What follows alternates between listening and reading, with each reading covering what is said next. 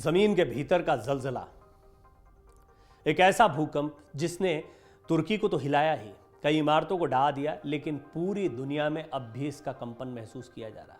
यह कंपन है उस दहशत का जो तुर्की जैसे हश्र की ओर इशारा करता है। बहरहाल इस कंपन के साथ में बहुत कुछ हिला है और इसमें राष्ट्रपति एर्दोगन की कुर्सी भी शामिल है। कैसे, वो इस रिपोर्ट में मैं आपको बताने जा रहा हूं। तुर्की में बीते हफ्ते आए विनाशकारी भूकंप से हजारों लोग असमय इस दुनिया से विदा हो गए, लेकिन अब इस भूकंप को लेकर तुर्की के लोगों में जो गुस्सा है वो तुर्की के राष्ट्रपति रेसेप तैयप एर्दोगन की सत्ता से विदाई का कारण भी बन सकता है। आपको बता दें कि तुर्की में आए भूकंप से अब तक करीब 35,000 से ज़्यादा लोगों की मौत हो चुकी है। यह आंकड़ा लगातार बदल रहा है और यह आंकड़ा और बढ़ सकता है। मौतों का यह आंकड़ा और बढ़ता दिख रहा है। इस भूकंप से तुर्की के इतिहास के ताकतवर नेताओं में से एक रेसेप तैयप एर्दोगन के राजनीतिक किला भी हिल गया, उनकी कुर्सी भी हिल गई है। दरअसल भूकंप में हजारों इमारतें ताश के पत्तों की तरह बिखर गई, जिसे लेकर स्थानीय लोगों में सरकार के खिलाफ काफ़ी गुस्सा देखने को मिल रहा है। अब अंतर्राष्ट्रीय राजनीति के लिहाज से देखा जाए तो ये एक बहुत ही महत्वपूर्ण समय है।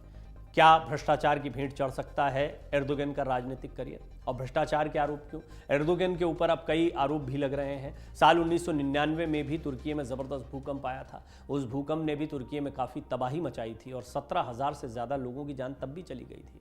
1999 के भूकंप के बाद सरकार ने एक नियम बनाया था कि नई इमारतों को भूकंप रोधी तकनीक से बनाया जाएगा और इस नियम को सख्ती से लागू किया जाएगा।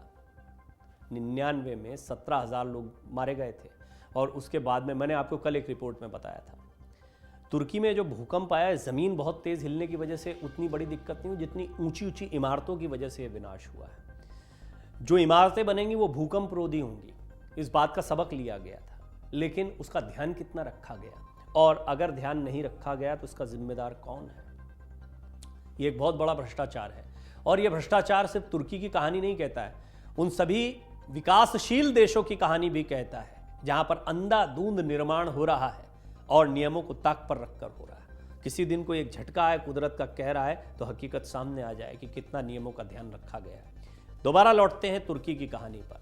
तुर्की के लोगों का मानना है कि उनकी सरकार इस नियम को सख्ती से लागू नहीं करा पाई, जिसकी वजह से ठेकेदारों ने भ्रष्टाचार कर लोगों के लिए असुरक्षित इमारतें बनाई। ये जो मलबे देख रहे हैं ऊंची ऊंची इमारतों के, इसलिए कि नियमों को ताक पर रखकर ये इमारतें बनाई गई। इसके अलावा तुर्की की सरकार ने मौजूदा इमारतों को मजबूत बनाने के लिए खास टैक्स भी लोगों पर लगाया था।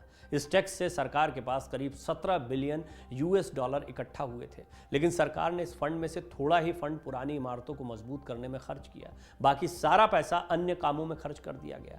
यही वजह है कि लोगों में एर्दोगन सरकार के खिलाफ भारी गुस्सा है, क्योंकि तुर्की में बीते 20 सालों से एर्दोगन सत्ता पर काबिज है। बहुत लंबा समय हो गया उनको सत्ता पर बने रहते हुए। अब सत्ता बचाने की एर्दोगन के सामने बड़ी चुनौती है। कैसे निपटेंगे, क्या करेंगे? भूकंप के चलते तुर्की के 10 प्रांतों में भारी तबाही हुई है। ऐसे में रेसेप तैयप एर्दोगन के सामने इन प्रांतों को फिर से अपने पैरों पर खड़ा करने, पुनर्निर्माण की बड़ी चुनौती है। बीते दिनों जब एर्दोगन ने भूकंप प्रभावित इलाकों का दौरा किया था तो उन्हें लोगों के विरोध का सामना भी करना पड़ा था, जिसके बाद एर्दोगन ने ऐलान किया था कि वो 1 साल में ही फिर से इमारतों का पुनर्निर्माण करेंगे और लोगों को उनका घर देने की बात कही थी। लेकिन जिस पैमाने पर तुर्की में तबाही हुई है, उससे उबरने के लिए तुर्की को अरबों डॉलर की ज़रूरत होगी। ये निर्माण करना इतना आसान नहीं होगा, इतने लोगों को घर देना आसान नहीं होगा। और कितने लोगों के परिजन मारे गए, कितने बच्चों के माता पिता और कितने माता पिता के बच्चे। किसी परिवार में कोई 1 या 2 लोग बचे हैं, इन परिवारों को कैसे जोड़ा जाएगा, इनका क्या होगा, ये भी एक बहुत बड़ी चुनौती है। 1 साल में ही सारे घर बनाना भी असंभव काम है। इसी तरह से ये जो इमारतें गिर गई, यही वजह है कि एर्दोगन के लिए भूकंप की इस चुनौती से पार पाना बहुत मुश्किल दिखाई पड़ रहा है और इसीलिए राष्ट्रपति एर्दोगन की कुर्सी खतरे में दिखाई दे रही है। विपक्ष भी एर्दोगन को घेरने की कोशिश कर रहा है। देखिए, राजनीति वहां भी हो रही है, जमकर हो रही है। विपक्षी नेता भ्रष्टाचार के लिए एर्दोगन सरकार को कोस रहे हैं। ऐसे में एर्दोगन भी चाहेंगे कि इस साल मई में होने वाले चुनाव को कुछ समय के लिए टाल दिया जाए। भूकंप की वजह बताई जा सकती है ताकि तब तक लोगों का गुस्सा शांत हो जाए। दक्षिण पूर्वी तुर्की और सीरिया में पिछले सोमवार को आए 2 बड़े भूकंपों ने तबाही मचा दी। इसके कारण अब तक तुर्की में 31,000 से ज़्यादा लोगों की कई जगहों पर आंकड़ा 33,000। देखिए, ये आंकड़ा लगातार बदलता जा रहा है और सीरिया में 3500 से ज़्यादा लोगों की मौत हो चुकी है, हज़ारों लोग घायल हुए हैं, अनगिनत लोग लापता हैं। लेकिन इन भूकंपों ने तुर्की के राष्ट्रपति रिसेप तैयब एर्दोगन की चुनावी योजनाओं पर पानी फेर दिया है। अब खुद को बेहतर नेता साबित करना इनके लिए बहुत बड़ी चुनौती है।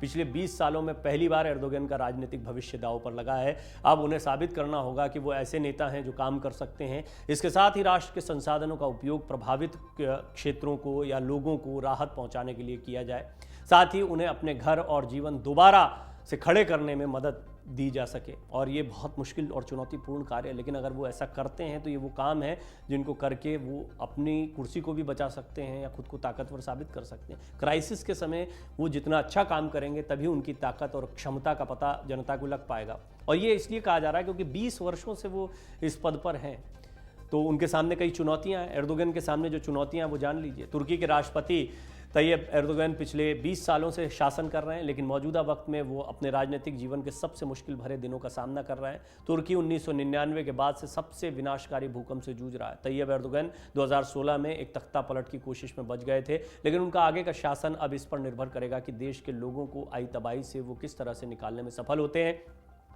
देश में आई बेलगाम महंगाई और जीवन संकट ने पहले ही एर्दोगन की चुनावी रेटिंग को प्रभावित कर दिया है। दूसरी तरफ आने वाले मई में चुनाव होने जा रहे हैं और विपक्ष ने उन पर आरोप लगाए हैं कि राष्ट्रपति आपदा के लिए तैयारी करने में फेल साबित हुए। सबसे महत्वपूर्ण बात जिससे सबक सभी को लेना चाहिए, एक रिपोर्ट में हमने आपको बताया है कि ये दुनिया के हर उस विकासशील देश के लिए एक सबक है जो बिल्कुल तुर्की के अंदाज में आगे बढ़ रहा है। हम एक के बाद एक इमारतें खड़ी करते चले जा रहे हैं। आप भारत में भी जाएंगे तो आपको जितने मेट्रोपॉलिटन शहर अब डेवलप हो रहे हैं, पहले तो 2-4 हुआ करते थे, कुछ जगहों पर बिल्डिंग्स हुआ करती थी, ऊंची इमारतें देखे से नहीं मिलती थी, लेकिन पिछले कुछ सालों में बहुत तेज़ी से इमारतों का निर्माण शुरू हुआ है, कॉलोनीज़ का निर्माण शुरू हुआ है, बेतहाशा निर्माण। और इनमें नियमों का कितना ध्यान रखा जा रहा है, ये बड़ा सवाल है। तुर्की में तो नियमों का ध्यान नहीं रखा गया, और इसका पता कैसे चला? जब भूकंप आया तो भूकंप रोधी इमारतें नहीं थी, इमारतें ढह गई। ये एर्दोगन पर एक बहुत बड़ा आरोप लग रहा है कि उन्होंने नियमों का सख्ती से पालन नहीं करवाया। इसमें विपक्ष भी भ्रष्टाचार देख रहा है और भ्रष्टाचार के आरोप अब एर्दोगन पर लगाए जा रहे हैं। तो देखना होगा क्या ये भूकंप उनकी कुर्सी को हिलाएगा ही नहीं, उन्हें कुर्सी से गिरा भी देगा। डाउनलोड करें अमर उजाला ऐप और पाएं खबरें लगातार। अगर आप ये वीडियो YouTube पर देख रहे हैं तो हमारे चैनल को सब्सक्राइब करें और बेल आइकन को दबाना ना भूलें। अगर आप Facebook पर ये वीडियो देख रहे हैं तो हमारे पेज को लाइक करें।